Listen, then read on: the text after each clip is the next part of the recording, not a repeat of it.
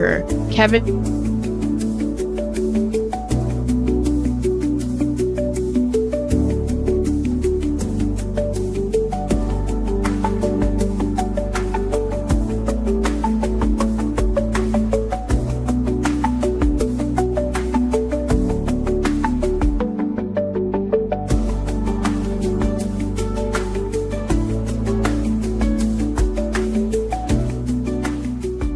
Go fuck yourself.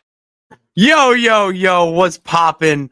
All my peeps, it is I, your host with the most Renaissance man who always thinks he can, and your champion of the peeps, Patty Pitts, back once again in the Yard Streams for another edition of Pitts and Sara's Wrestling Show, where we take no nights off.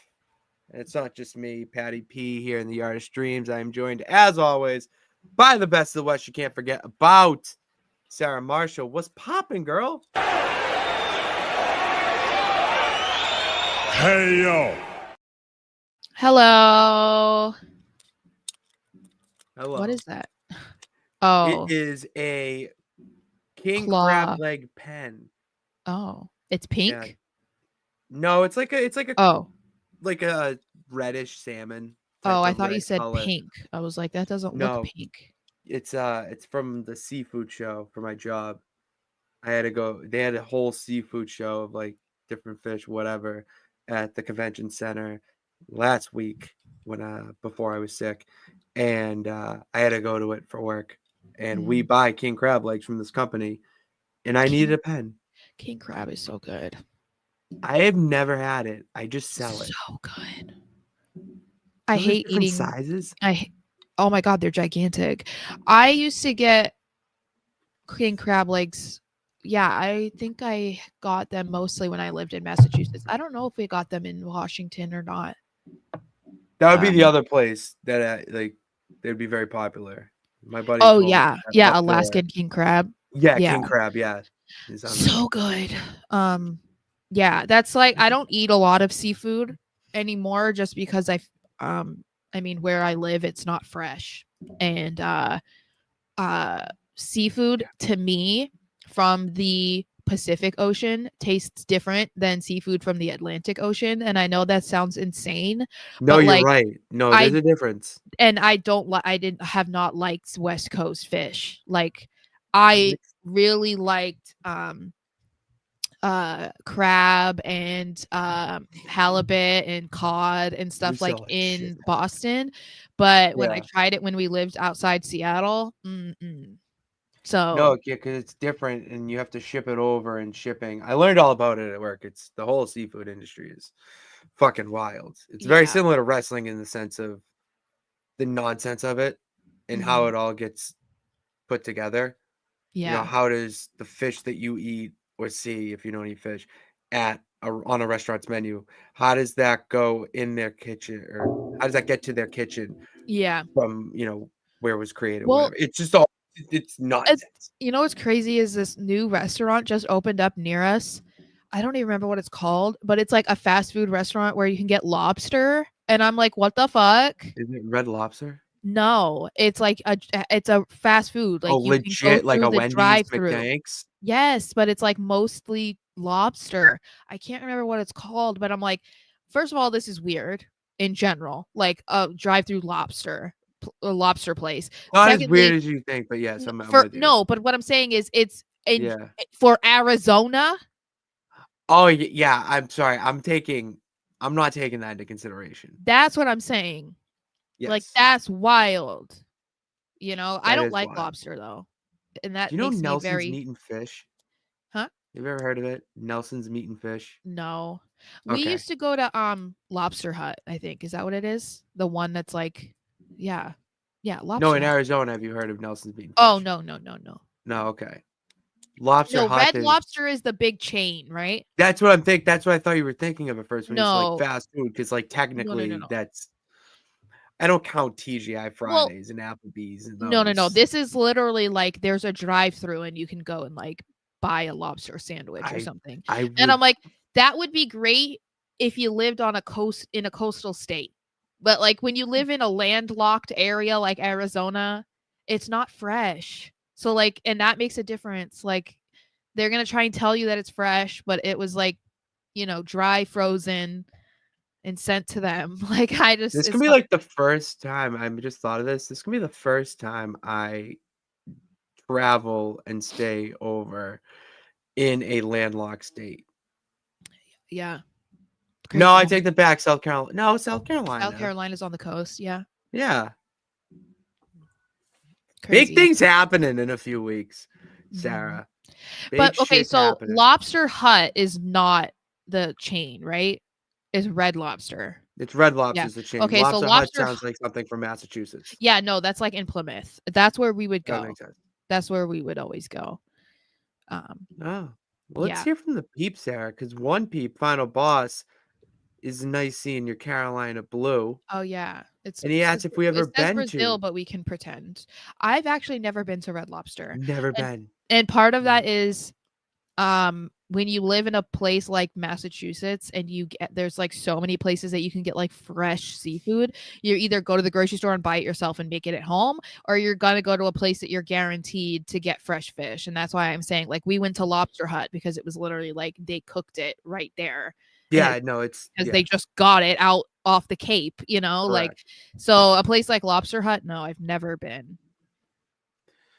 Tom, the man, love you guys, even though he goes, go Jets, go. I Hey. was with my buddy or playing Mario Kart with my buddy on FaceTime last night, who is a Jets fan, and we were Mhm. talking about like I don't understand how you can be so loyal to an organization like that for years and years on end and expect a different result. I see, but this is the thing, right? Like you could argue that about people who are Lions fans and you love the Lions.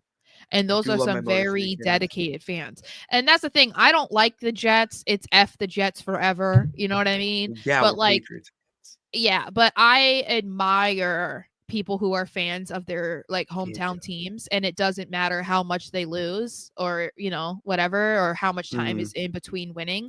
The fact that they're so loyal that they keep going to those games, or buying the merch and like whatever, like those are people that I think are super admirable, because there are plenty of Patriots fans that are very spoiled and they don't realize like how good we have it or No, we had really it. don't. And it's We like you have could no be in a idea. position like the Jets where it's been like 50 years since they've done anything close to the Super Bowl. And that would be a lot worse of a situation. So that's why I say, like, I understand why people hate Patriots fans. Like I totally get it. Yeah. What's up, David? It's all about the Rams. Well, I mean, you know what? I don't hate the Rams. I don't love the Rams. So like good for you. I'm just happy that you're a fan of a team, to be honest. I mean, yeah. love Sean McVay. He's cool. Uh Walmart had live lobsters. Yeah, dude. Do you not remember that when you were growing up, or did they not have that? Like Stop and Shop used to have them too. Did you Yeah, not? I can see Stop and Shop. Oh, Yeah. okay. Yeah, no, I remember like going, yeah, I think Walmart had them too. I don't know if yeah, they I just didn't don't, but I always my felt family so didn't shop at horrible about Walmart. that. It's so mean. My family wasn't shopping at Walmart. Well, Uh, my family became Walmart. Not my relatives became Walmart people. We were very loyal to Stop and Shop, and then when we moved to Washington, we yes. were very loyal to Target. I'd So, stop and shop like 2, 3 times a week. It's right yeah. across from the gym. So Sophia, her boyfriend, we took a video of him. I dressed up as Bray Wyatt too for Halloween. Last That's year, why I bring yeah. this comment up. Mhm. And it was, I would say, top 5 costume at that Halloween party. You're My friend welcome. did go. Yes, that was your inspiration. My friend went as Mario and Peach, and then yeah, I thought that was pretty good. All right, we were I just talking wanna about say one thing loyalty. 'cause well, I just wanna say one thing because David has been saying this. I don't really go to Surprise often, David, but that's not too far from me. He lives in Arizona, so that's why he's been Surprise! asking, yeah. Um, Oh, that's not. That's like a real place.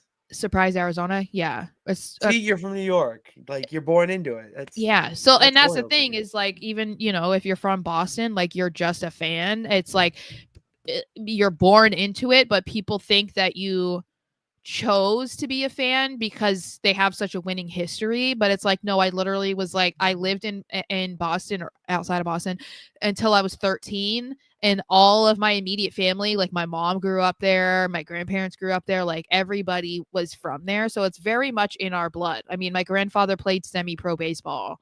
Like, Very cool. It's in our blood. We just happen to be very lucky with our team. We are very lucky. They can't like the loyalty that we have.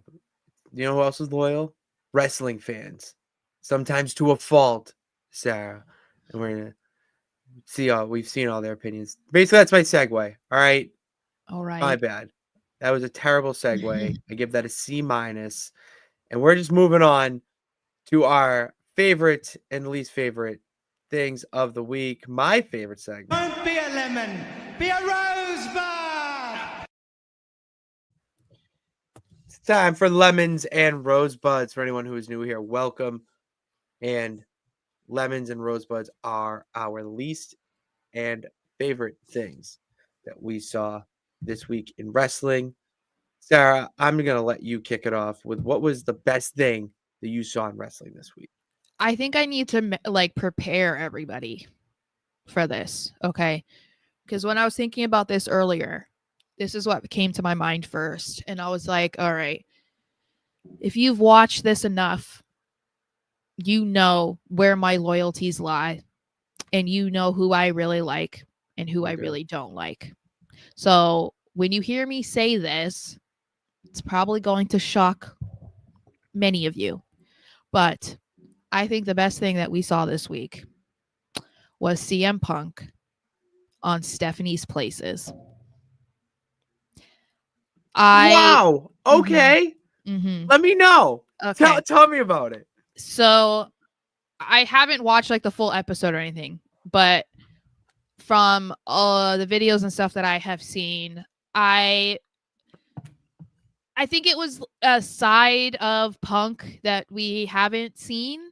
Like I think a lot of what has been said, even from his mouth, since he came back to WWE has been mostly about what he did, like what happened in AEW and like why he finally kind of came back. But we haven't really seen, or like how angry and frustrated he was the last time he was in WWE. There wasn't a whole lot of like, I don't know, like what he went through in those 10 years that he was gone, or like the change of his mentality and the maturity that he's seen, and like the conversations that he had with Triple H or anybody else in the back, just seeing like a more honest side to a very hostile situation, I would say. And so seeing him sit down with Stephanie, I mean, first of all, is incredible because I'm so happy that Stephanie is back. But he had and he says this, he had a very contentious relationship with Triple H. So the fact that he's now sitting down with his wife, it's like, okay, that's pretty cool. And just everything that he was saying, I don't know, I felt like I got to see a side of Punk that I could actually like relate to or understand better, or kind of made me respect him and like him a little bit more. Like there's never been a lack of respect for me. I've obviously just not, I've talked about how I didn't like his attitude and his demeanor and the way he conducted himself, like whatever. And obviously that doesn't appear to be an issue since he came back to WWE. So I loved seeing that, and just seeing like how interested they were in having that conversation, and Stephanie being so open to having this conversation and like willing to listen to him.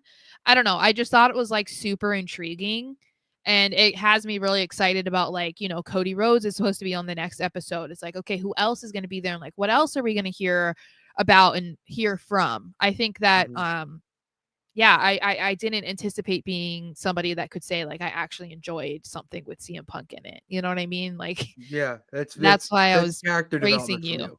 That's Yeah. growth. I see Yeah. growth there from you. You're right. CM Punk grew up. That's essentially what all this can be summarized as. CM Mhm. Punk grew up. He was a kid when he was in WWE, going, climbing the ranks, and there was some sour grapes there for obvious reasons. It's Mhm. not one side or so black and white. It's a little gray. And his time in AEW felt to me that looking back, he was ready to come back to WWE, but there was still some lessons, we'll say, that he needed to learn, Mhm. and he needed to realize that, oh shit, this is not how a company, I can't just be like, there's growth in him, growth within him. And for him to go to AEW beforehand, I think was a good thing. I Mhm. really believe it was a good thing, because now it opens the door for more success,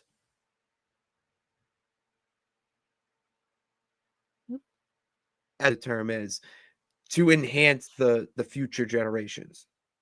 Yeah, well, and I think given what he said he wants to do, like Yeah. it's important that he saw this. I think it was kind of like he saw that the grass isn't always greener on the other side, you know what I mean? And it's like Yeah. um I think we've talked about it before, but it seems somewhat similar in a different way to Cody starting AEW and being an EVP and Yes. realizing quite a bit into it that he probably wasn't ready to be in that position, or he wasn't mature enough, I think he said. Um, and and that is kind of why he is where he is now. And it's like if that didn't happen, then he wouldn't necessarily be here. And he had to go through the anger and the emotions of what happened with Stardust and the falling out with WWE and Triple H and whatever. And that's exactly what happened with CM Punk. Different circumstances, obviously. But it feels like they had to go through these other things that weren't always that great either to get there. Hmm. So I think that we're seeing a little bit more of an appreciative side of Punk Oh, for than we've sure. ever seen before. And I think that he's now in a space where like he is CM Punk. He doesn't really have to prove himself anymore. He doesn't have to prove that Yeah. he's the guy because we know he's the guy. And he's having fun. Like, I think that that's where he's at. Like, he still wants to compete and he still wants to be champion. He still wants to be a main eventer, of course. But I think you can tell there's like a bit more of a relaxed vibe to him than so like uptight and like angry. Like, it's no, he's out Hmm. there to like put on a good show and have fun.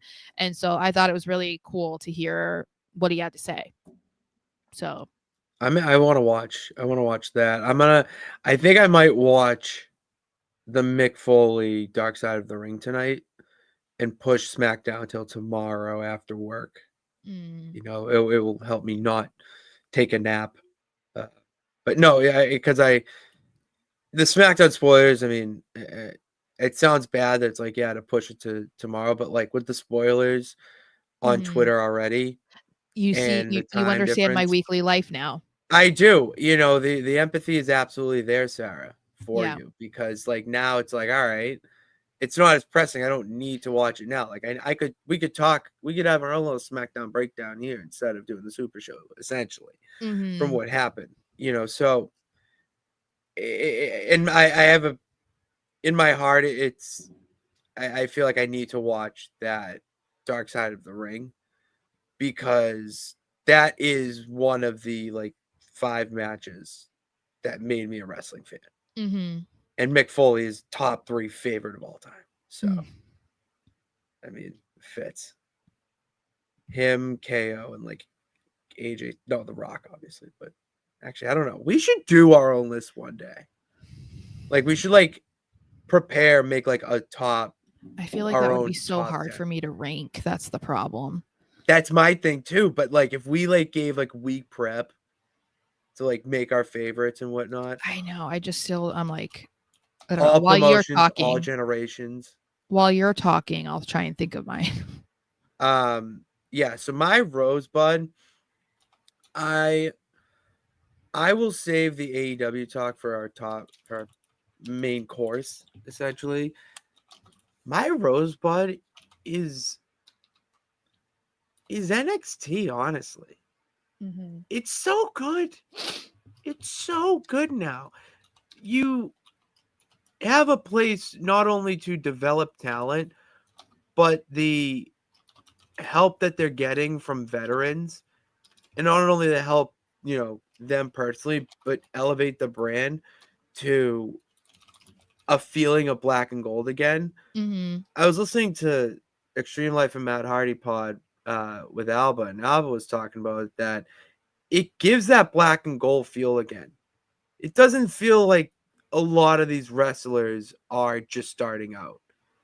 Mm-hmm. It does. It feels like guys like Trick Williams have been in there for a lot longer, and then you guys have people who have actually been in there longer, decades, for some, and now they're getting the TV time, the legitimacy of being on a WWE product. It has been, I would say, it's the hidden gem of WWE right now. Across everything they're doing, the hidden gem of the entire brand is NXT.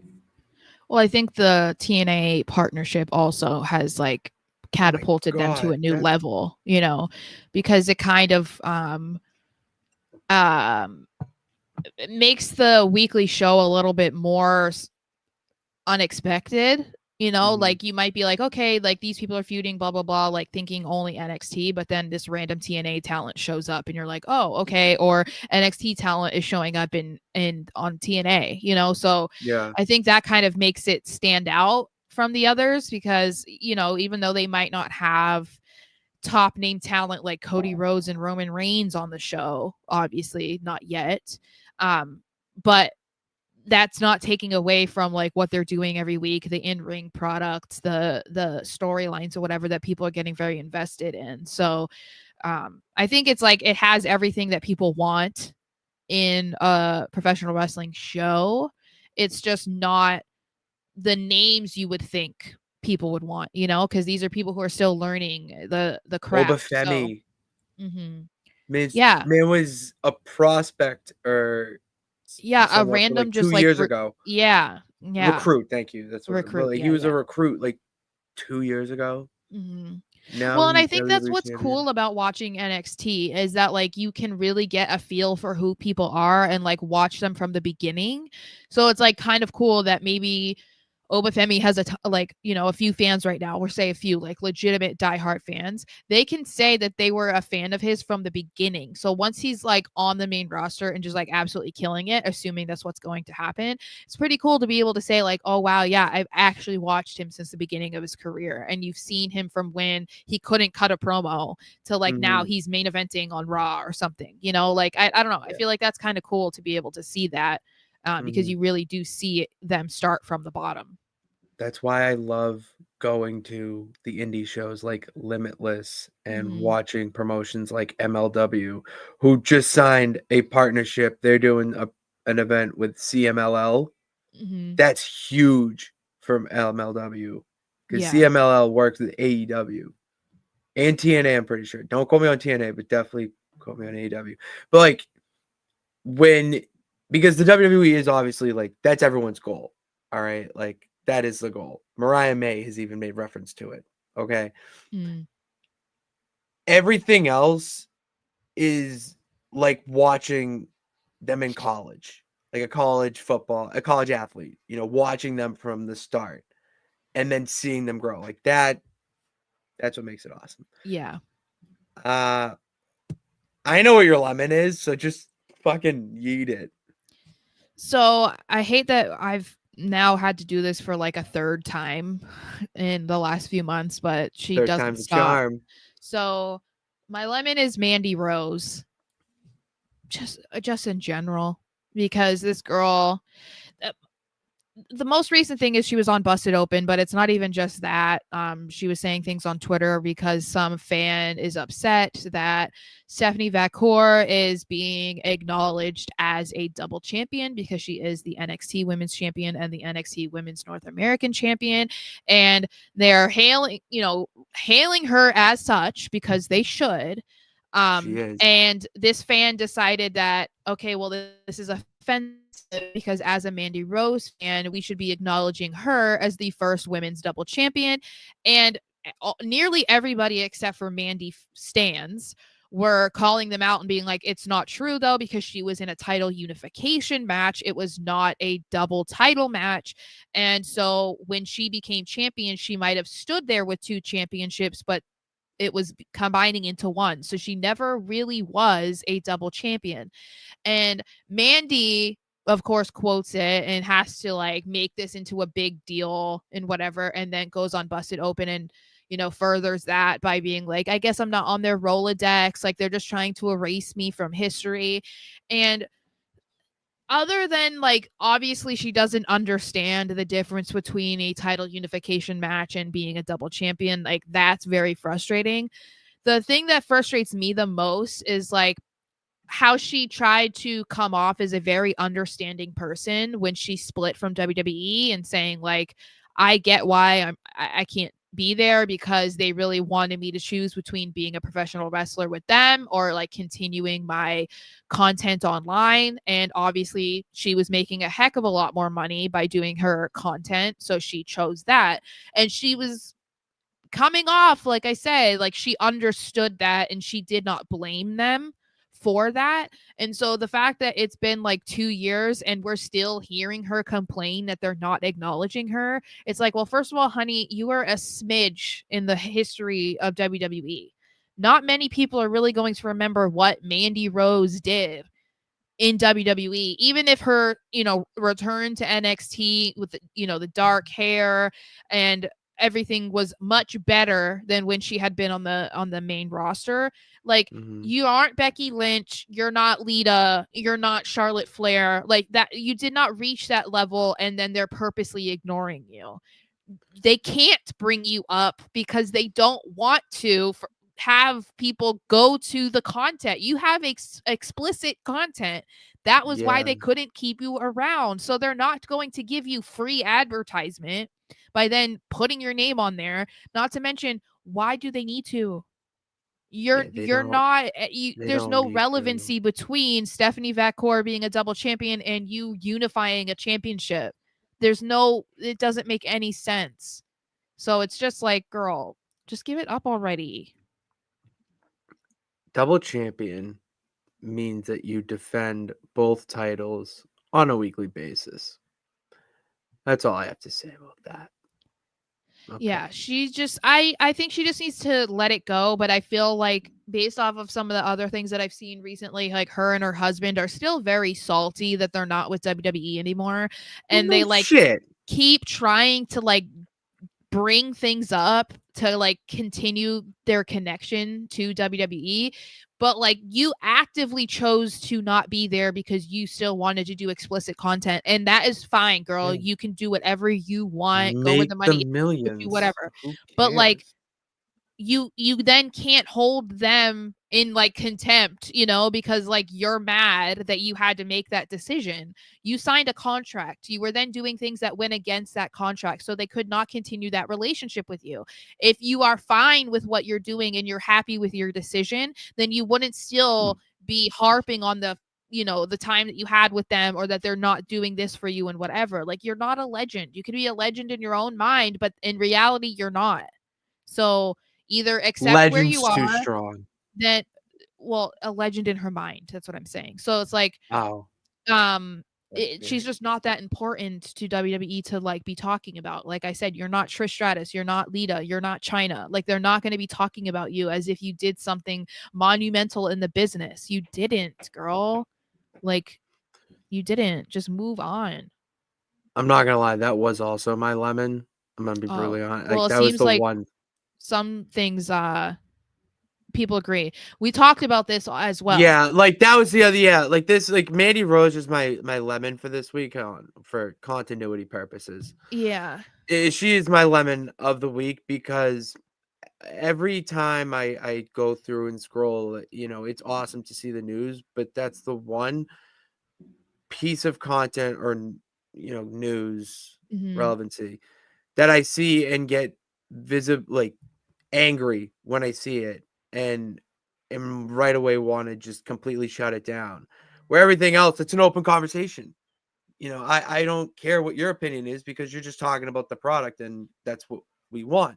Mm-hmm. But it's just stupidity.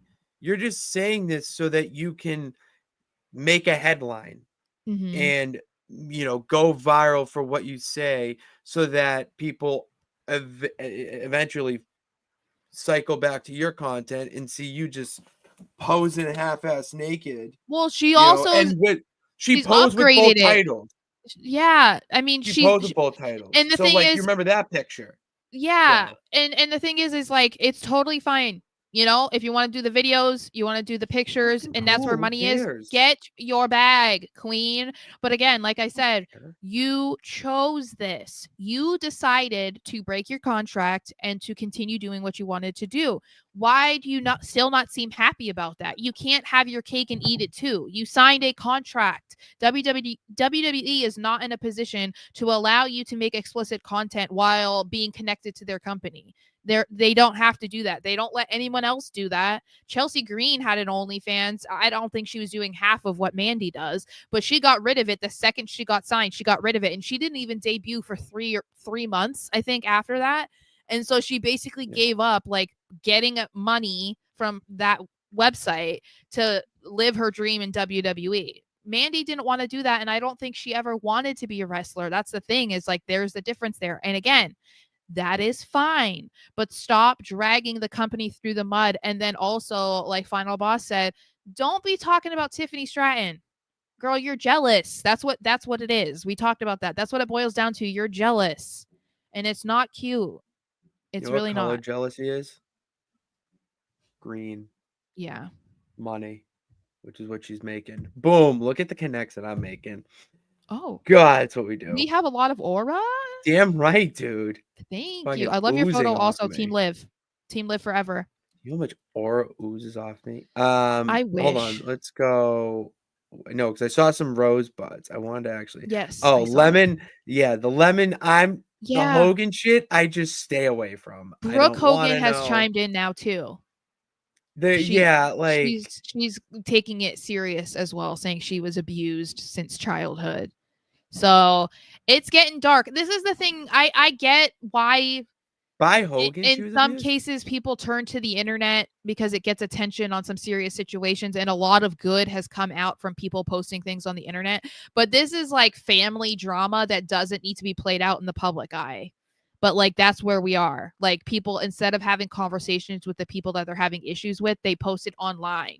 And then everybody has an opinion. Like, I'm sorry if any of this stuff is true, where there is some sort of physical abuse, mental abuse, whatever is going on. Like, I don't want to hear about that. Like, that's awful. But I also shouldn't be hearing about it, because that is stuff that you should be handling. Like, go to the police or something. Can you like do something to handle it? The opinions of random strangers on the internet is not going to change anything. Doesn't matter. And I don't mean that in a harsh way. Like I'm saying, I No, hope you guys are great. if any of them or whatever they're saying is true, like I hope they can figure it out. I just don't think that turning to the internet is the right way to go about it. Dylan likes Jada Parker finally getting a title shot. We like that too. I was a big fan of that. And Tom Man Man's Rosebud was the Chris Bay show. So Oh Chris yeah, no, Bay that show was was great. awesome. And that Yeah. clip of him coming out to the crowd with it just and the look that he has on his face. It just melts your heart. It really just melts your heart. Nathaniel has too much faith in my singing abilities here. I'm not gonna speak on that because I don't think you've sang in front of me. I And can't if you sing. did at Wale Mania, then I was on another planet. So I can't sing. I gave Big E a hug. Yeah. I know. I can't sing, so that would be really bad. You think Fergie's national anthem was bad? So you don't do karaoke? No, and that's the thing is that my work trip, we're going out to karaoke one night. Yes. I'm like, I'm just gonna watch everybody. No, you guys get up and do karaoke. No, I know what song I would do, but I don't want to do it. What is it? What's your karaoke song? If I had to choose, I've never What's done your go? karaoke. I would probably do Backstreet Boys. I Want It That Way. I feel like That's that's a good one. That's a good choice. Mine is I Believe in a Thing Called Love. Oh, that okay. Yeah, you just want to scream. You just want to hit those high notes. Yeah, that's a good song though. I sang that at Palooza. Oh, jeez. Best party of the summer. God, we got to bring Palooza back. Before we bring Palooza back, though, Sarah, I think we do need to hop in. Nope. And take a trip around the Wrestleverse. We got to start with an Elite Weekly recap. So instead of me plugging in playing my Lemons and Rosebuds for AEW, I'm just going to give everyone a recap and give you a recap of what went down All right. via live blog with the important stuff. So like a recap instead of Spark Notes, you're getting Pits noted. Kenny Omega versus Blake Christian. Do you know who Blake Christian is? No. Did you see the clip going around Twitter? It was the video montage highlight of this wrestler to Vanilla Baby, the song No, by Jack Harlow. I have not seen It that. hit. That was viral trend on the wrestling world for a little bit. He faced Kenny Omega and it was a hell of a match. I mean, the fact I could see Kenny Omega wrestle on free television weekly, Mm-hmm. that's sort of essentially a rosebud a week. So that match was good. MJF agreed to join the Hurt Syndicate, but Bobby Interesting. Lashley was like, "No, like who the is this dude? Well, he doesn't fit Who the are you?" vibe. He does though.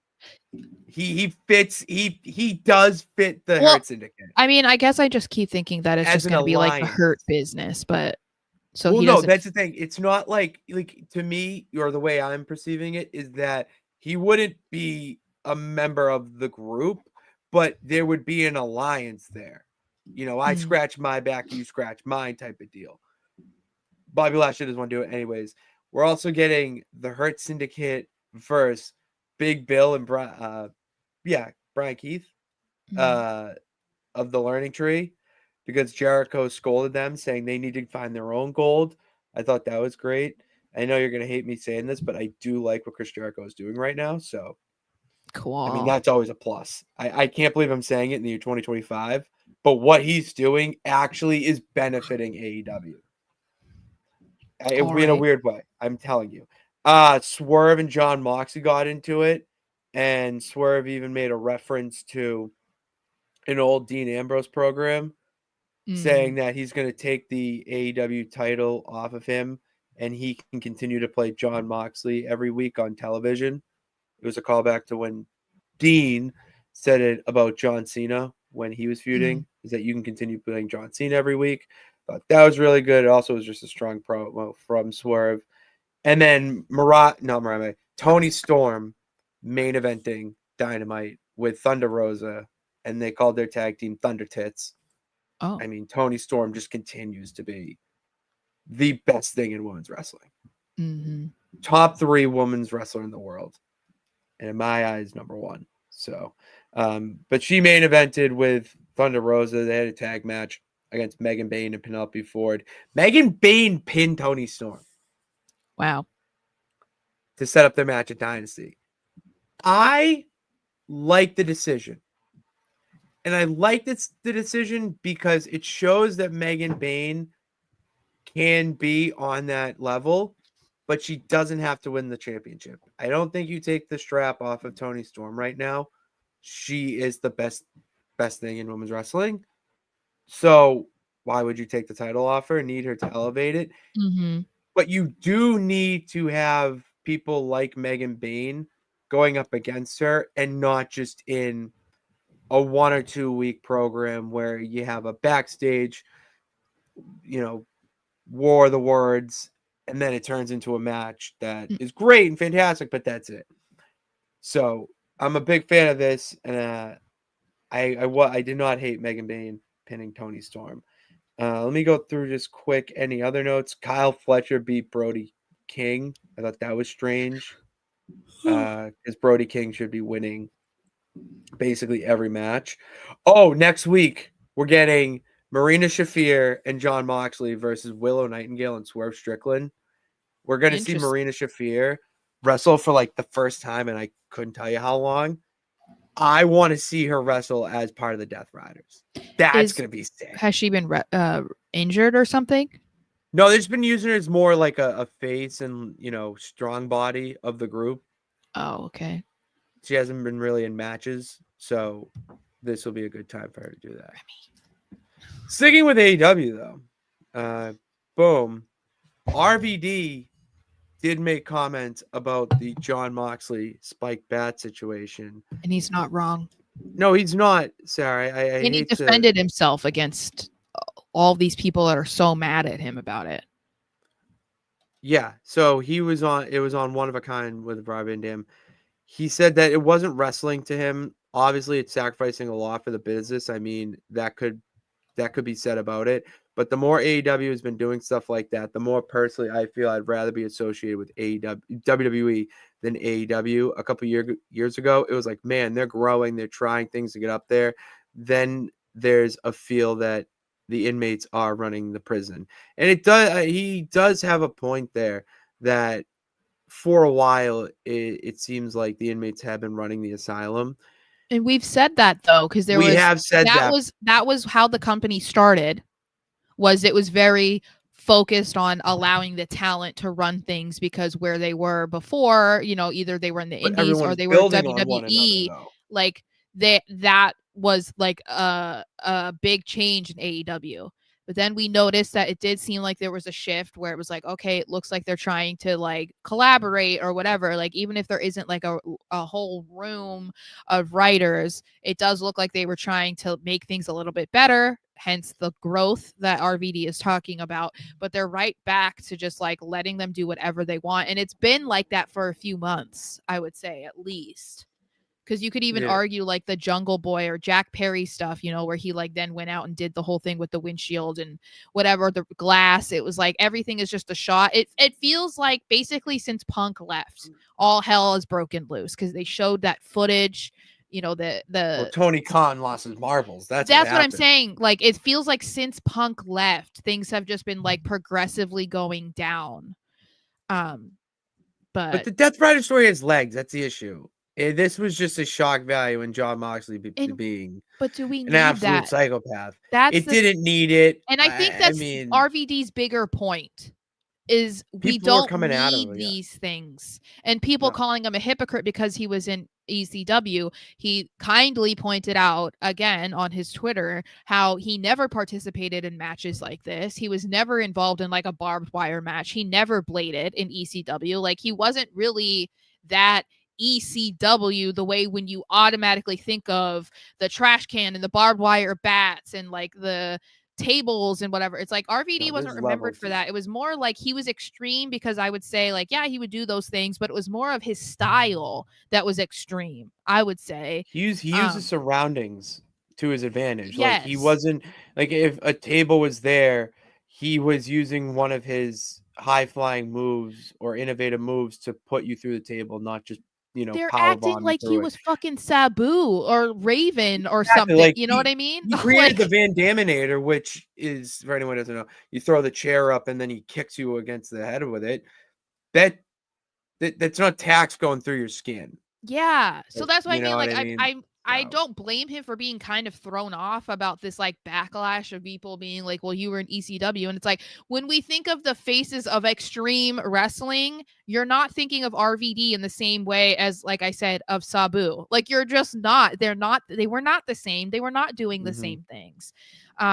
People think that this is somehow like because he's been involved with WWE more, that now he's just like sucking up to them. And I don't think that that's what it is. He's bounced back and forth for years. Like, I don't think he has a loyalty necessarily. Go watch his interview with CVV, and that quote will make a hell of a lot more sense, because he's not biased. He is who he is. Like, he shoots it straight down the middle. And I think he's also just like advocating for the safety of wrestling, because he was also he's dealt with injuries himself, which he spoke about, hence the whole conversation around apologizing to Shawn Michaels. But also, he was in ECW, so he saw like a lot of injuries that could have very easily been avoided. And this, like when we talked about the Moxley spot, like it could have been bad. It could have been very bad. So I don't I don't think that it should be so controversial for somebody like Rob Van Dam to come out and be like, nah, I did not like that.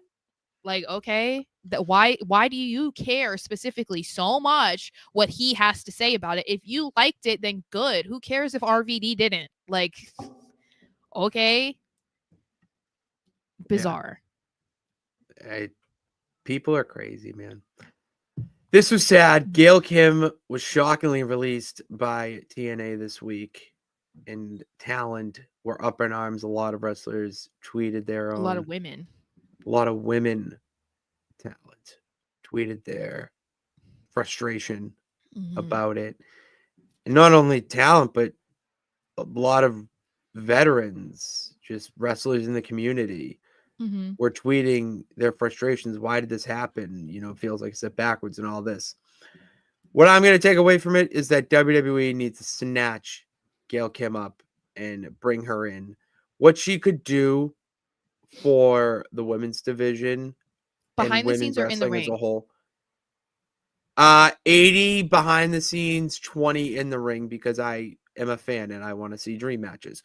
But behind the scenes and, you know, building the next generation of women's wrestlers, that is where she would thrive, and it would indirectly be another notch on the belt to their, you know, the partnership they had.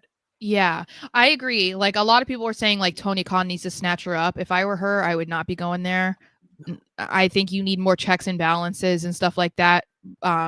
Especially coming from her role in TNA, like she wouldn't get the same treatment. She was very high up. Yeah, I think that WWE has all of the things that she would want, you know, because there is such a big company and there are so many people that are involved in the day-to-day stuff. And then there's the Performance Center, NXT. Like, she could go and do that, you know, and be a mentor there if she wanted to. And I feel like she would be a great person to be there for the women, because I think when Stephanie McMahon had left, that felt like a void for the women in the back. And yes, Stephanie is back, but I don't think any of us really know how often she's actually around. How much is she really in the locker room? How much is she really around the women? Whereas we know if Gail were around, she would be there like every week. So I think that they are in a position where they're trying to make the women's division humongous, obviously, from the signings in NXT and who's going to be coming up eventually, that it would be a shame if they didn't try to bring Gail back, because there is a history there. You know, it's not just like, oh, bring Gail back because she did such great work in TNA. Like, no, she was in WWE and she wasn't treated the best, but they have a way to like rewrite that for her, like give her a better ending, you know. And the influence that she would have, like you said, behind the scenes and in the ring, it's like it's a no-brainer. Like, you have to bring her back.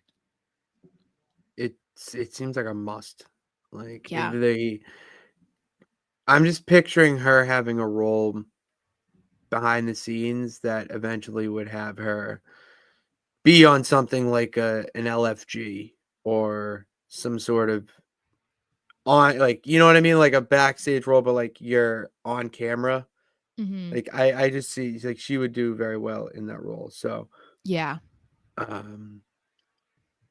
right, what's next up here? Oh, well, this was confirmed not by Fightful, but WWE themselves, that Rey Fenix will be making his WWE debut next week on SmackDown. This is awesome. I'm so excited. As someone who watched Rey Fenix in AEW, the man was insane in the ring. Yes, Penta is awesome. Rey Fenix is just as awesome. And the dream matches or the potential matches that I can think of him having on SmackDown, like Rey Fenix versus Mello, Cook, Andrade versus Rey Fenix, Cook. Like, it's exactly what SmackDown needs right now, because it feels that they struggle with the new 3-hour format. Well, and they got rid of like all the luchadors and moved them to Raw, you know? So it's like the LWO and all of, and then, oh no, who was Yeah, so the only ones that are on SmackDown right now is Santos Escobar and his group, but like we don't see them that often. So there is like a huge And space. Andrade. Yeah, but he's also not on TV. Yeah. So there is a space for a Ray Phoenix on SmackDown where he can thrive. And like I said, I like the move to have him on SmackDown so he's separate from Penta for now, and then they can explore down the road, partnering them up if that is something that WWE wants to do or that they want to do eventually. So I'm excited. I think that this is going to be interesting to see how they go about it compared to how they went about it with Penta, because they were hyping up this whole, this big debut of his, and obviously Ray Phoenix didn't get to have that same luxury to debut on the Netflix premiere, but they're definitely hyping it up, and I'm curious to see like what his presentation is like, and like his gear, how is he going to be perceived? I don't know. Mhm. I'm excited because I think that it's the right thing to do for SmackDown right now. Like you said, like they need that kind of energy on the show. SmackDown has always been perceived as the B show, but to me, it's been the show with the most amount of wrestling in a sports entertainment show. It fell for a while. It was very, you know, it was for the people, that hardcore fan that wasn't just there for the big superstars that were the main eventers like a Stone Cold, Triple H, and then this era CM Punk, Seth Rollins. It felt like it was the people who loved the action in the ring, and Mm-hmm. Ray Phoenix is that type of guy who put him with anyone on the roster and they will make magic in the ring. I just wish that they would treat SmackDown like a Friday episode of Raw. Like I hate that there's always like this distinct difference between the two shows. I don't care. Especially now where they're live, like there really shouldn't be a difference between them. And I get that the 3 hours is a different thing for them with SmackDown because obviously it's the first time that they've ever had 3 hours, and now they're not on Netflix, so there are more restrictions there. But when Raw was on USA Network, we weren't complaining like that. It wasn't like, oh, 3 hours feels too long almost every single week. But basically, since SmackDown moved to 3 hours, it feels like that every single week. And in my opinion, there's no reason for that. So it's just unfortunate because to me, you watch SmackDown because there are people on SmackDown that you want to see, but it really is feeling like the B show when it's like just not holding a candle to Raw, even though they have a lot of great wrestlers over there and they have a whole extra half hour, 40 minutes to fill, and they don't. It's just sucky. El Grande Americano. Yeah, that's what people were trying to say. What's the tattoos? Yeah, He that's doesn't the have thing. tattoos. Yeah, and they already showed like his body and stuff in the vignettes. So That's what it's yeah. It's not. No, they'll find some other random dude. It's gonna be like some random ass dude that like kind of looks like Chad Gable that they'll have be like, oh, this is really who it is, and it's not Chad Gable. Probably Ezekiel's friend. Oh yeah. If you get that joke. Do you see that? I saw an AEW Tribalist account tweet that El Grande Americanos got hate throughout the Latin American countries. That he got hate? Like it's being like the game, like the character of El Grande Americano is being like not Well shown received. well received. Thank you by I mean, the Latin, but it's like disrespect to Lucha Libre, which I don't know. Get off your high horse. Well, Me. I mean, to me, I feel like, it's such a weird thing because like I saw people talking about it, and some creators specifically who are white, and they're like, I don't know if I can like have any sort of reaction to this. And I hate that we're living in a world where you can't just react to it. Like we all know that it's Chad Gable, so like Yes, that's all of what he's doing is supposed to be like poking fun at himself, and so to me it's just not that serious. I mean, I feel bad if there are people who are offended by it, like if it's really that offensive, like that sucks. And obviously I don't want to support something that's like offensive, but I feel like there are so many things in wrestling that could be deemed offensive. Like, you just kind of Oh, have to pick and 100%. choose what is actually going to like directly impact you. And if In the this is something that story. really affects you that much, then like, I don't know. It just seems a little odd.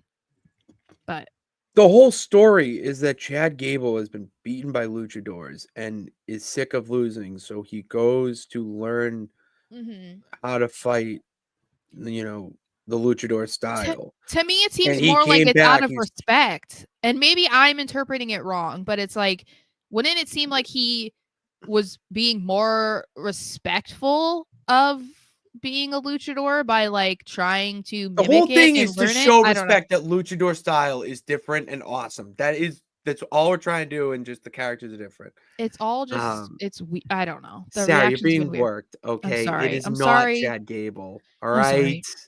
I'm sorry. God, he's Should have known. been a legend for years. Well, Come and that's the on. thing, like with the Gulf of America, like all of Yeah, that stuff is meant to be stupid. You know, like satire. it's supposed to be It's Chad Gable's attempt to prove to you that this is really not him. Like that's the thing, is like I can't take it seriously because it's not meant to be taken seriously. Because people are like, it's a Vince thing, like it's so racist and whatever. And I'm like, I don't understand. Like, I want to understand, because when people say something like that, like I want to understand their point of view, because maybe I Yeah. am taking it wrong, but I don't know, you know. And then it's I like, do. oh well, you're white, so you don't get it. And I'm like, okay, but I'm trying to understand, you know, like I don't know. SmackDown is a new ring announcer, Mark Nash. Don't know much about him, but wanted to give him a shout out here on the He show because I saw the clip of him announcing Cody Rhodes, and I dug it. I So was did I. digging it, Saka. All He right. was a ring announcer. He is a ring announcer for boxing, I believe, and also he is like the on-air guy for the Raiders, I believe. No So shit, really? I think so. So I dug it. And if I'm being honest, I mean, again, all I heard was the same clip as you when he announced Cody at the top of the show. Um, but I already like him more than Alicia. I really don't like Alicia's announcing. And I try every single week to like it. It's just like I don't like her tempo. I think like I don't like how she says things. Like I don't enjoy it. And it sucks because I hate when I have any opinion of the ring announcer, you know, because it's like it doesn't really impact anything. But when you grow up watching like Howard Finkel and Lillian Garcia, you know, it's kind of like you get used to a certain standard, and then when that is not being met, or in your mind, it's kind of like, eh, you know. I like him. I like him. I don't hate. I like him. I don't particularly hate Alicia's style. It just to I me, prefer when you go Mike from Rome. Samantha Irvin, I do like Mike Rome. When you go from a Samantha Irvin to Alicia, it's just that's a tough drop off. Or even Mike Rome to an Alicia. You know what I mean? Like, because Mike Mike Rome has a good Rome style. sounds like Justin Roberts. So it's He again like does. a He comfort does like thing. Dapper Yapper. Yeah. So that's the thing, is like I appreciate obviously that she's a woman, and that at one point we had 2 women announcing on the main roster. But that's the bad thing about that too, is we were then comparing Samantha and Alicia, and I think most people preferred Samantha. So now that we don't have her and we just have Alicia, it's like she stands out more. And I don't personally love how she announces. That doesn't mean that she shouldn't do it. It's like I didn't think JoJo was a good announcer, but like, you know, it is what it is. It's the same thing with Eden/Brandy. I didn't think she was a good ring announcer either, but it's just ring announcing. So Not that serious. yeah. Charlotte Flair is not a fan of John Cena name dropping her dad. Well, Yeah. too bad. You No, thought, yeah, I you don't thought. like this. I don't like this. So we know that John Cena is going for 17, and in that is obviously surpassing Ric Flair's 16-time WWE, or well, world champion, because we got to talk about, obviously when we're talking about 16, we're talking about every championship he's won, not just in WWE, which I still feel like should eliminate him. But anyway, Cena has name dropped him a couple times in his promos about going for 17. So Charlotte did an interview with The Independent, and she talked about that and how she didn't like it. And she says, you can't erase history. History is facts. And if you erase my dad, you erase me. It's not possible to erase the last name Flair. I plan on breaking my dad's record. That's something I want to do, and I will do. But if John is the first to break it, then I will break John's record.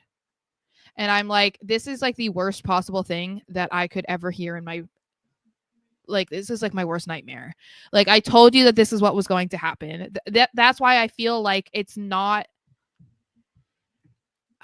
I don't think they should let Charlotte do that, because we're talking about 25 or almost years for Cena to get to a point where he could potentially pass Ric Flair. And we assume during his retirement tour that he will hit 17.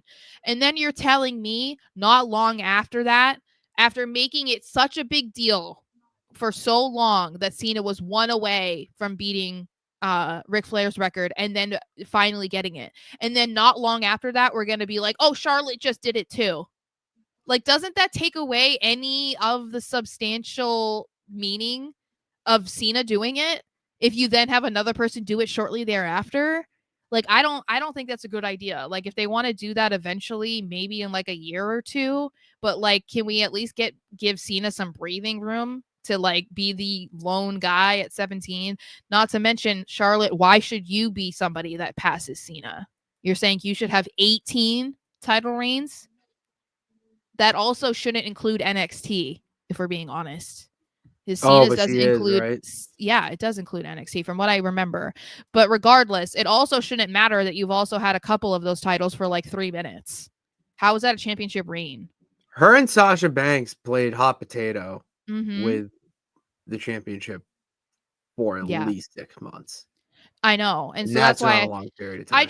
I think it's just doing a disservice to like what they're trying to build and like how meaningful they're trying to make John Cena winning 17 if with Flair or Charlotte not that far behind him, and then to eventually potentially have her pass Cena or even tie Cena. I just don't like it. And it's not even because it's Charlotte. It could be anybody, any other woman. It could be Becky Lynch, it could be Bayley, it could be anybody. I wouldn't dig it, because I feel like if you're trying to make John Cena the GOAT and it's like he's the undisputed GOAT and no one has ever done this before, he's now surpassing Ric Flair, and then like not too long afterwards you're then having his daughter do the same thing. Like, how significant is it really? Like, why were we buying into this if like somebody else was right there? Like, that, I don't know. Do you understand what I'm saying? I do understand what you're saying. Okay. I disagree with the final boss that Tiffany needs to win. You That's disagree? where. No, I Okay. agree with him, which inevitably agreeing with you that we just need to Also, have Tiffany win. yes. Charlotte just like, I don't know. Oh, Kevin said Charlotte versus Sarah is more interesting than Charlotte versus Tiffany. We can You don't make that even- happen. Sarah, you're in universe mode now. Yeah, I can have you feud with her. because you Which guys don't understand. I could go off about Charlotte. I don't Okay, have enough time for that. you don't even right know. But yeah, and this is one of the problems that I have with Charlotte, and I think I mentioned it last week when we were talking about the segment with her and Tiffany is she is not in a position or in a headspace where she is okay with putting talent over. And comments like that just shows it even more. Like, she's not willing to like take a back seat to other people right now. She has no intention of doing that. She's still wanting to like add more championships to her resume, which I get it. You're not going to just want to be like stagnant and be content with that. But at the same time, you need to remember you're not the main character anymore. You're just not. There are other girls there that are trying to get to a position to be even half of what you have been in WWE. And it's not fair to you be actively trying to make sure that that doesn't happen because you're putting yourself first. At the end of the day, you're still Charlotte Flair. Like, it's okay for you to help other people get over too. You've had plenty of moments to retire tomorrow and you would be a Hall of Famer. You should allow other girls to have the opportunity to do that as well. Agreed. Oh, with Pitts. Go off, Queen. And then Charlotte versus Sara with Pitts as the ref. As long as you are biased for me. What? I would be down the middle. I'm kidding. I can be a good special ref. If she puts Tiffany over, I'm not taking everything back because she still hasn't put other girls over. We'll say well done. How about that? We'll say well done. That would be the right thing to do. I could credit her to being not putting up a fight about it, but I also don't think she's in a position where she should be putting up a fight about it. So, but anyway. The WWE continues to show their greed with the latest meet and greet prices. Sarah, holy shit. I saw these. It is $4.99. Speaking of Charlotte Flair, it is $4.99. That's $499.99 to have a meet and greet with Charlotte Flair and Rey Mysterio. What's even worse, okay, Bianca is by herself and it's like what, 300 or 400 on her own. I think 4. Not to mention, someone posted a screenshot of the prices when they like were first out, and Jimmy and Jey Uso were $499. Okay, so $500. Then when the tickets like went on sale, or when it was like minutes later, they updated it. Now to meet Jimmy and Jey at WrestleMania After Dark, $650. Wait, what? To meet them at After Dark? Yep. They went from $499 to $649. Because I want to go to After Dark. That looks sick. Yeah. Nah. If it's going to cost that kind of stuff, absolutely not. No, but you can, it's just a club. Well, I don't know what it is, but I'm saying like the way that they're going about it, and I think it's like it's really hard to figure out where to place the blame, because everybody knows that when a company is doing well, prices are going to go up. Ticket prices are going to go up. We knew that WWE is on fire right now, so that meant tickets are going to go up because it's like, okay, there's a higher demand for them, so they're going to raise prices because they want to make more money. Not to mention, every single time after a pay-per-view, when Triple H is out there, he's like talking about how they broke every gate. Well, fuck yeah, you did, because you also are paying triple the amount of money for a single ticket that you did from 3 years ago, you know? So like, they're so concerned about that. But is it WWE's fault or is it TKO's fault? Because I'm seeing people talk about how it's probably TKO, because it feels like everything has just skyrocketed since TKO became involved. And it's like, it is getting to a point where I wish that we would see more of like a revolt against WWE, where they were going to actually start seeing a decline. And as of right now, Mania is not doing too great. Like, they haven't even hit 50,000 tickets for each night. And like, there's still like thousands of tickets available. Mind you, I don't even know if when they show those, if that just means how many tickets are left on Ticketmaster, or if it includes all of the resellers. Because if it doesn't include the resellers, it's not great. But they need to realize that these prices are outrageous. You want to try and say, because Triple H said this not too long ago, that they're a family-friendly company and they want families to go out to WWE. Bitch, they can't even afford to sit in the nosebleeds. If we're talking about WrestleMania, you're paying $1,000 a night to sit in the worst seat in the house. What family can afford that? And then you're like, oh yeah, we would love for our wrestlers to meet the kids. Who is paying $650 per ticket to meet Jimmy and Jey Uso? It's insanity. It is wild. I have not been someone who pays to meet these wrestlers, so I wouldn't. But even this is just too ridiculous to me. I feel like there's so much more that you can do with that during WrestleMania weekend to get the best experience possible. You know, like, and in the way that they go through these meet and greets, 30 seconds. Aren't the most. That's what I'm saying. They aren't the most friendly and enjoyable. It's just a handshake, picture, conversation for maybe 5 minutes if you're lucky, and then you leave. Not 5 minutes, 5 seconds. Like when I was meeting Cody at WWE World last year, which was the first time that WrestleMania had been put on by Fanatics, I was getting rushed as I was like trying to just say something to him. Like it was like, oh, hi, I got my hug, got the picture. And then they were immediately trying to hand me my bag and like the picture and whatever and like getting me off and were like actively yelling at me to get away. And it's like, Yeah, they did not do a good job with that. no, and I get it. There are people in the comments that like, are clowning those that pay. I will pay for certain wrestlers. I've always said I will always pay to meet Cody Rhodes and I'll always pay to meet John Cena. But even if John Cena were one of these people, right? And they were charging $600 to meet him, I would never fucking pay $600 to meet John Cena. Like there's nobody on this planet that I would meet. Okay. Tom Brady, maybe. Maybe, but that's because it's Tom Brady. He's not accessible. But I wouldn't pay $600 to meet Cody Rhodes. I wouldn't pay $400, or $300 to meet Cody Rhodes. Like that's just ridiculous. I was meeting John Cena 10 years ago for like $200, and that included like a picture, an autograph, and everything. And now they're charging $200 just for a photo, and then another $200 for an autograph. Like, what are we doing? I get you want to make money. And, the company's on fire right now, but like, what? It's getting greedy. No, it is. And especially for something like WrestleMania, there are so many people that are coming from thousands and thousands of miles away. So they're already spending thousands and thousands of dollars to be there. And then you're putting up prices like this. Like, how is that fair? It's not. It really. I don't think the wrestlers would be comfortable with it either if they knew how much they were paying for. Like, I know that I've heard like wrestlers and stuff that they were like, what? You're paying how much to meet me? And it's like, if they knew that, it's like, oh, it was $400 just to come and shake your hand.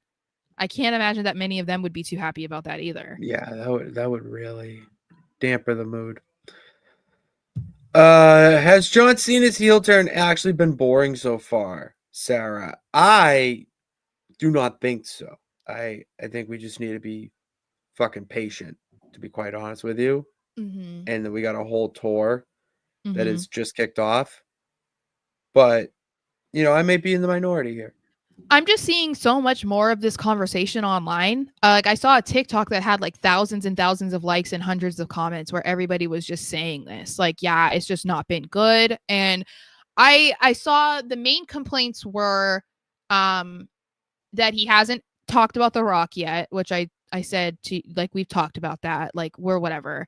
And he only has one more date. I think he's only on Raw, and then we don't see him again till Mania. I would just like to believe that maybe that means The Rock shows up for the next ones. That's what I would like to think. Which I feel like, how can you complain then? Because then maybe we'll hear from The Rock. And then the other thing is people don't like the way that he's going about being a heel, like making it about how he's like turning on the fans and he's sick of the fans, and people aren't buying into that. And I get it, because when we talked about it, we were like, oh, this was kind of a surprising direction that they were taking. But at the same time, I don't know that when people were talking about how it was possible for Cena to be the one that turned heel and joined The Rock, I don't remember really hearing anybody talk about how Cena should go about being a heel. There was nobody that ever really was like, oh, this is what he should do. It was just, we want to see him turn heel. There was nothing after that. Or if it was, it's like they basically want him to go out there and just like bury the shit out of Cody. But that's what you said you hated about him when he was active. So what is it? Like, I feel like people are just being fickle, and it's like, you're finally getting what you want. You wanted a Cena heel turn, and now you're complaining because it's not the Cena heel turn you wanted. Like, right. I'm just confused. I don't get it. It's only really, they're just fickle. They're fickle. For real, though. It's like, I understand that it's not going to be everyone's cup of tea, but I feel like him turning on the fans just made the most sense. And it also protects Cody. We have The Rock, who has a vendetta against Cody. It's fine that Cena is not matching that energy. And I think Cena purposely doesn't want to do that either, because he doesn't want to actually like bury Cody or harm him in any way. I think that we're going to see enough of that with The Rock. Like, I'm fine with it. I mean, again, I don't know what people were expecting. I don't know. Their expectations were clearly far too high, or they think that they could do so much better. and that whatever they could come up with would have been better. Again, I still don't even know what that is. How do you think he should have gone about this? What would have been better? Heel turn? Yeah, that's what I'm saying. Like, how else could he have gone about it? I don't know. Other than, like I said, completely burying Cody, which, like, what does that do? Yeah, without burying, that's the easy alternative that pops into my mind. But the other thing would be that it's very robotic. He doesn't say anything. He just comes out and lets the crowd chant anything they want at him, say "fuck you, Cena," "Cena sucks," all that, and then leave. You know, that would make it, in my eyes, like, better because we still haven't heard, and it would have made for that first promo when he speaks hit home a lot more. It's going fine. Like, that's why I just am confused by this, because I don't see the rage yet. I don't see a reason to get all upset. It's only been 2 weeks. So we've only had 2 weeks, or yeah, 2 weeks of Cena. 2 weeks that It'll he's be been on, but 3. I think it's 3 weeks. Yeah. But 3 weeks since, so it's only been 3 weeks. The first week he turned. The week after, he spoke about it. Yeah, the week after that, he came back and spoke about it a little more. Yeah, a little bit of the same thing, but there was still another layer added. You know what I mean? There was still something else to go off, and Cody hasn't touched him yet. You know what I think it is? I think the underlying thing is that people don't like Cody. So they want to. I think it is. I It's don't think that. not all of it. I think that there's a subsection that doesn't like Cody. They think his title run has been super boring. They think that, like, his promos aren't hitting, and so, like, they kind of want to see Cena go harder at him because of that, and that's not happening.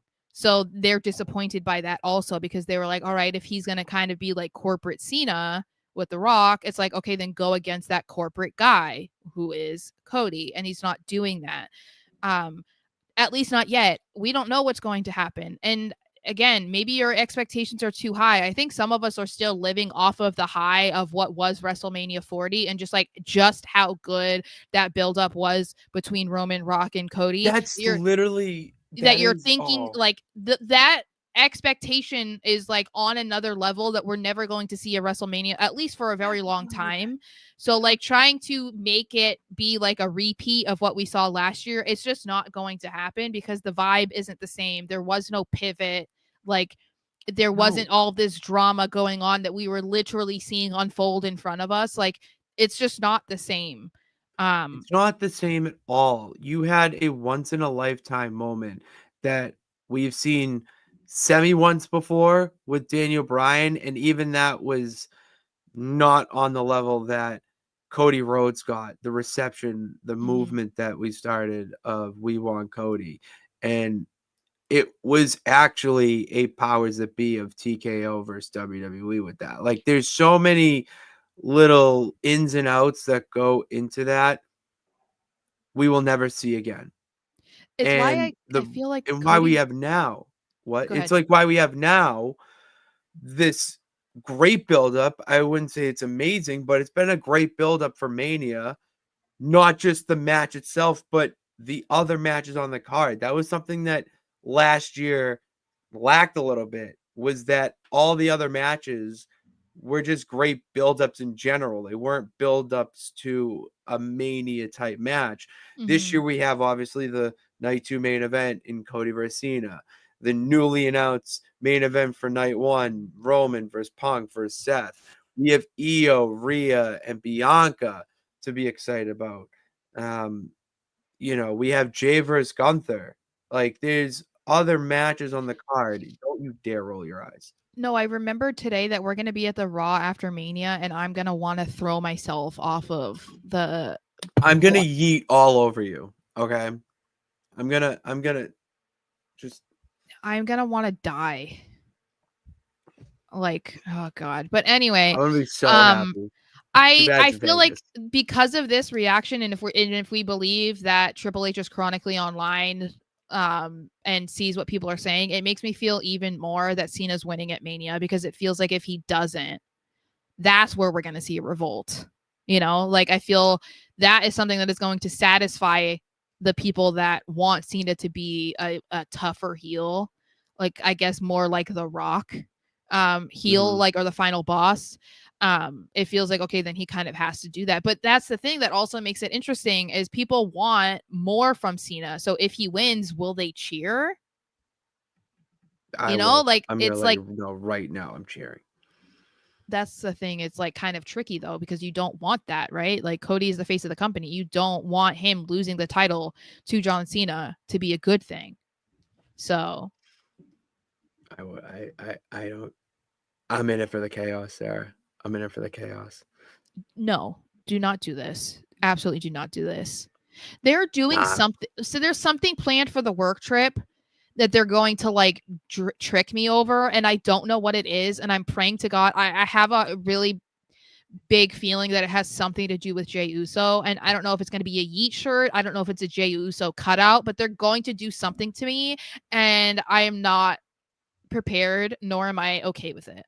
I'll have to let you know what it is, but they're already saying I have to like take a picture with it or something, and I'm like, I don't know what it is because they haven't told me. That's But harmless. I That's have harmless if it's I have Jey a feeling Uso. it's going to be Jey Uso something, and I'm like, guys, What if it's why? Jey Uso? No, he's not going to be showing up to You a never know. random hotel in Phoenix. No. Maybe. You never know. It's time for the 1, 2, recount, kicking off. Back to kayfabe canon, because I came up with some. Who the hell? Someone liked my Instagram reel. I don't know who you are. Oh, speaking of, go follow us on TikTok. We're over 700 followers now. Let's fucking go, Sarah. I know. People, okay, so there's something going on with my TikTok, or our TikTok, the show TikTok. Every time I post a video now, they're under review. I haven't done anything, so I don't understand. I think it might be a glitch. I don't know, but it's like, it definitely is impacting us, because when I posted a show clip, it like got no views. So I was like, all right, I guess I'll keep posting videos of myself talking. But I want to post more of the show. It was just, I posted one, it got no likes and got 1 comment. And I was like, what is going on the here? ones of you do well? Yes. But it's not like promoting the show, you know what I mean? People are like under the mistaken impression that that TikTok is mine. Like, you know. And so am I the issue? No, I think I don't know what it is. I don't know why they keep why everything is under review, because it happens with mine too. Like I posted 2 TikToks today, and both times they were under review. Oh, they were yours. Okay. They were mine too. Maybe because we're growing. That's why. Maybe because we hit like a. Maybe. So my kayfabe canons, I came up with 2. All right. I got my first one is Sergeant Slaughter is a decorated war hero. For anyone who doesn't know, Sergeant Slaughter was not in the military. I know that's the thing, is we want to talk about controversy. That was even controversial for that time, because if we're talking about how he was like, oh, he was in Vietnam. Yeah, he was. You're saying he was in Vietnam not long after Vietnam ended, and we're supposed to believe that like he was an actual war hero, like that. Yeah, that's controversial. But in kayfabe, he is a decorated war hero with a Purple Heart. So, and the other one is Hang 'em High is actually Triple H's burner account. You cannot convince me that is not Triple H. Was Dusty Rhodes actually the son of a plumber? I think. Oh man, that would be a good one too. Like he's literally the son of a plumber. You know what? I'm gonna do a quick Google search. Oh, you know another one that's kayfabe? What? Mick Foley does not have alter egos. We only know Mick Foley as Mick Foley. Cactus Jack is a different person. Mankind is a different person. Oh, Three Faces. He was. Dude Love is a different person. All right. So the 3 faces of Foley. Didn't Hogan have another one too? Wasn't he like Mr. America or something like that? And we were supposed to believe it wasn't Hulk Hogan. He came out to the Hulk Hogan's theme. I know, but like, it's like, I'm not Hogan. I remember as a kid watching that, and I was like, "That's not Hogan." They're telling me it's not Hogan. It's And like the when lie John Cena detector- was suspended or something, and then it was like Juan Cena is back. That was a good I era. remember Juan Cena. Mhm. All right, if anyone else got cut, and because Yeah, because I we just already added said like 3. Undertaker and Kane are real brothers. That was Dom one. Mysterio is actually Dominic Guerrero. Mm-hmm. Jason Jordan and Kurt Angle spent holidays together. Lay Cool were actually the first ever women's tag team champions. I like that one. That one's a out of the box one, but it hits. Let me see. I heard TikTok. Oh, really? That could be it. It's weird because it's like I'm not even showing anything like WWE videos or anything. So that's the thing is like I know that they've been coming after and like copyright striking like streamers and stuff because they post the clips that Mhm. they're reacting to. It's just my face. I'm just talking about things. So that's the thing is like that shouldn't be It impacting shouldn't. me, you know? Would you? Would you watch it, like if we did a stream here and I put on the share screen MLW's Battle Riot? Would you? Like, do you think we could get away with that and watch the whole thing? It just depends on if they copyright strike it. That's what I'm worried about. Yeah, you would have to like ask or figure that out. Cause like they were allowing TNA was allowing streamers to like show their show. I don't know if that's still happening. But yeah, like WWE does not allow it. That's why with streamers, like you're not doing a watch along, you're just watching them react. But they like to put the clip in with the clip of them reacting to it, and they're coming down hard on them, which to an extent I understand because like even if there is the law that it's like fair use or whatever, it's still like here's the video of them reacting, but then the clip is underneath, so it's like it's not really altering the video, like it's not changing it that much. Yeah. But yeah, I think they're starting to go a little heavier on that. So also Nathaniel, it's a joke. Mick Foley definitely was Dude Love. Oh yeah, no, that's why we say kayfabe canon. Undertaker is dead. Undertaker really was resurrected. Zombie. Yeah. Kane actually burned in the house. The Undertaker actually said Paul Bearer really is someone who owned a funeral home. He is their dad. What WWE match deserves a spot in the Hall of Fame? I bring this up, Sarah, because it was announced today that the WWE will be inducting matches into the Hall of Fame first time this year. The first inductee is the submission match between Stone Cold and Bret Hart at WrestleMania 13. Easy answer for anyone asking why is that the number one answer. It is because that is the match that created Stone Cold Steve Austin. Yes, the promo was Austin 316 says, "I just whooped your ass." That was the rocket ship that blasted him to the moon. But before that, we had the WrestleMania 13. That iconic image of the blood dripping down his face and him screaming in agony as Bret has the sharpshooter on him. And people forget he didn't tap. He didn't tap. He didn't say I quit. He just passed out. And nothing embodies Stone Cold more than just passing out after losing so much blood. So, iconic moment. Sarah, what match do you believe should be in the Hall of Fame? What's my answer? Is it I was going to say the main event of 42 or 40? No. Oh, Shawn Michaels. Oh. Yes, Razor Ramon versus Shawn Michaels ladder match, yes. IC title. Yeah. I mean, iconic match. I think that yes, I think that one deserves to be in there for multiple reasons. One is just how valuable the Intercontinental title was at that time and like made it almost more desirable than the WWE championship. Like that was how important that was. But that was a revolutionary match because that's kind of what kickstarted like ladder matches. We saw some really, really big time matches that involve ladders, including like tag team matches and stuff. So, but that also was a huge moment for Shawn Michaels and a huge moment for Razor Ramon. So to me, it's like, okay, those are 2 Hall of Famers right there.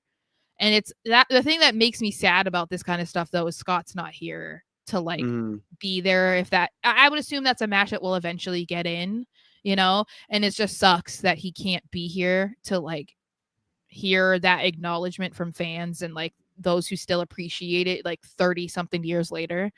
But I definitely think that's one up there. I think it's an interesting argument though to see like how they go about choosing the match. Is it going to be one match every year? Like how many years is there going to need to be like 5 years between, like the way that the NFL does it, you have to be retired for 5 years before you get into the Hall of Fame. Is that what they're going to do with matches, or can they put in like the main event of Mania 40? You know what I mean? Or is it going to have to take time? Because I feel like they should go back first, like do these kinds of things, like go to the 90s and the 80s, whatever, do those matches first.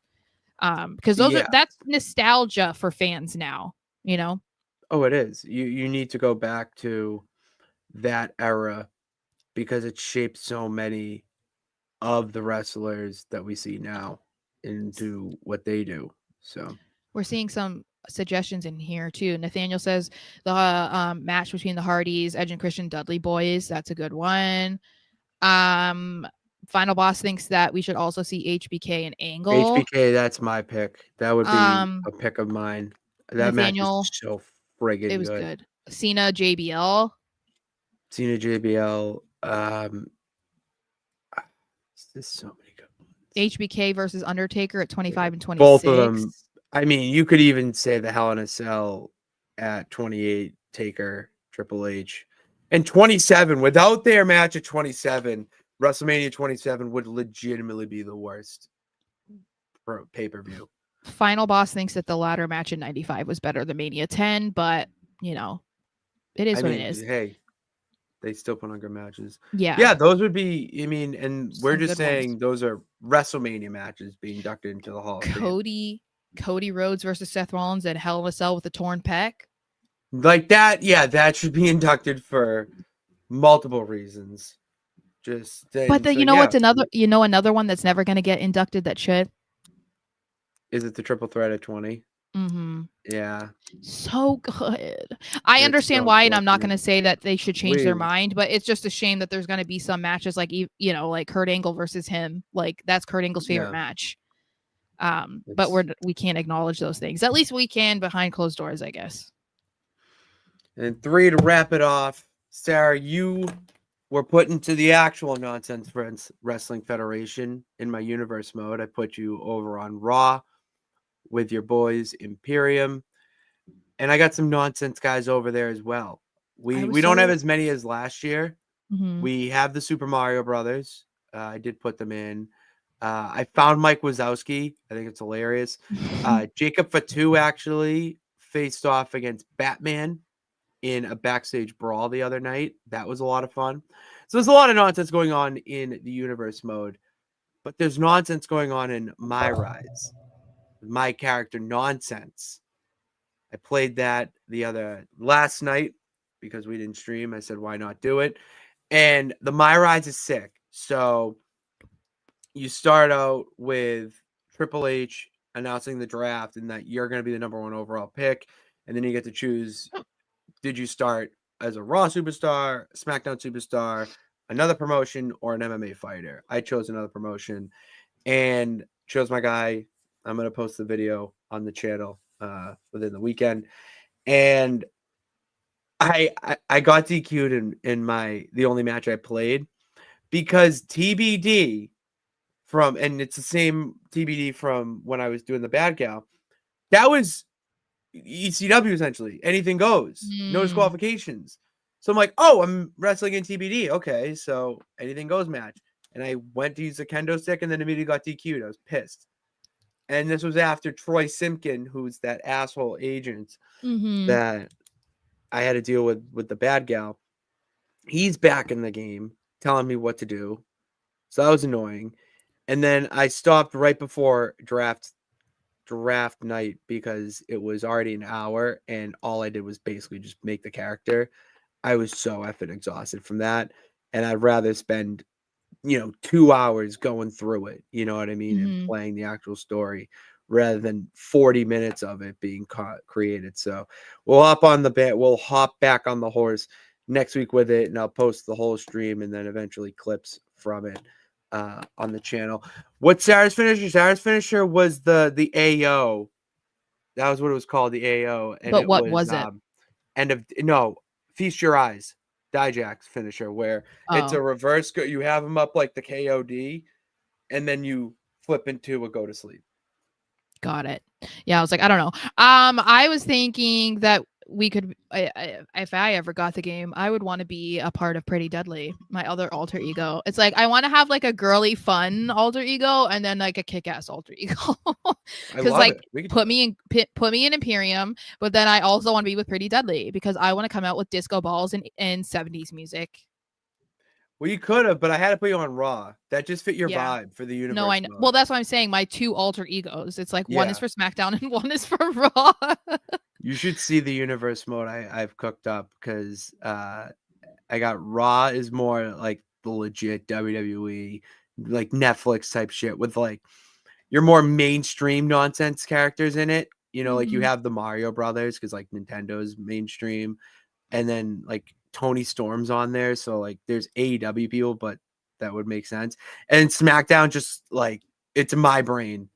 It's Yeah. my wrestling promotion. I got SpongeBob and Patrick in a feud with Pretty Deadly right now, which is Oh my hilarious. god. I have Cody versus KO. That's the championship feud.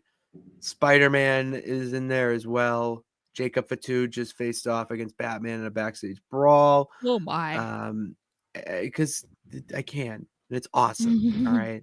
So we'll be continuing that. I might even stream a little bit the universe mode. That one I'm not like that is not something that's going to be episodical if I ever do stream the universe mode. You're just going to jump into where I'm at. My rise will be a little different where I'll try to keep that episodic, but the universe mode is you're jumping in to current day because that shit is so fun. Because they really did a good job with it, upgrading it from last year where you can do more than just have matches. Mm. Oh my So gosh, I'm so excited to see Pretty Deadly. Like I know that they lose, but I was seeing more people give them some love for their SmackDown match tonight. So that was nice. But of course, they have them lose again in their I hometown. And I know. was like, Triple H is doing you guys dirty. It's so mean. But anyway, I'm still excited to see them because those are my boys. They did just announce more people that are going to be at WWE World, by the way. Oh, really? Yeah, but you have to pay. Of course you do. Um, Of course you do. Here, let me look. I'll tell you. Let me get to Because some I think comments I while you would look at that. only care about meeting one person, and I still don't think I'll do it. So it is Kane, which the fuck no, Mick Foley, Nikki Bella, Randy Orton, Michelle McCool, Lita, the Godfather, and Seth Oh, Rollins. word. So I'd want to meet Seth Rollins, but I don't think I'm gonna pay $200 to meet him. So No, I don't think so. I do not think so. no, I would feel Um, weird meeting him and not meeting Cody. That would be weird. Also, David, Pat is technically going to be in Arizona for 2 days. I will So be. We're gonna be hanging before out in we Arizona drive, before Vegas and before we hop on our own little road to WrestleMania. I'm very mm-hmm. excited for it. So that's all we got for you guys. Thank you for tuning into this edition.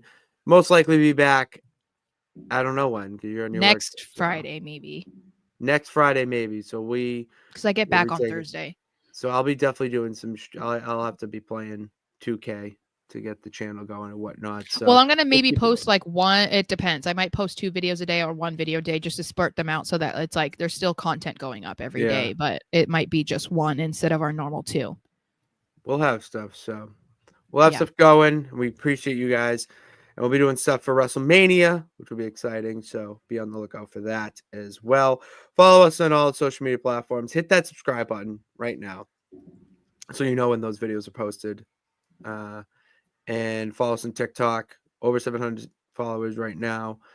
And yeah, that's all we got. So thank you guys for tuning in to this edition of the Super Show. No nights off. God bless. Remember that you can do it. All you got to do is try. See you when we see you.